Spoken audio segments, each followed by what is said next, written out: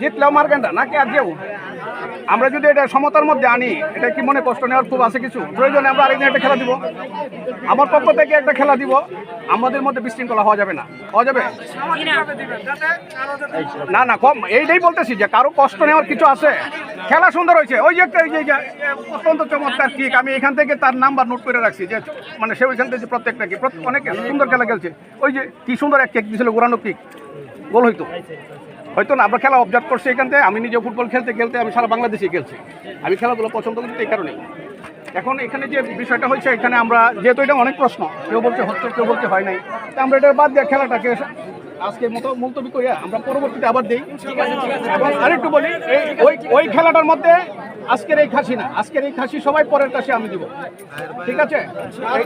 হবে কি আমার কথাটা বুঝতে পারছেন?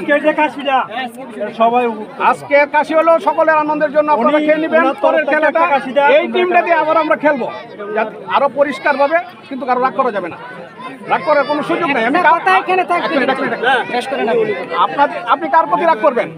বড় ভাই চাচার প্রতি, আর আপনারাই কার প্রতি রাগ করবেন? আমি এই জন্যই বলছি যে আজকের মতো আনন্দের সাথে আমরা শেষ হোক, নাকি?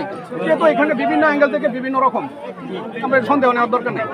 আমরা আজকে কেউ হারি নাই, ঠিক আছে? আগামী দিন হারবো, আগামী দিন হারবো আর জিতবো। হ্যাঁ, এটা আমার মানবিক দিক থেকে আমি বলছি।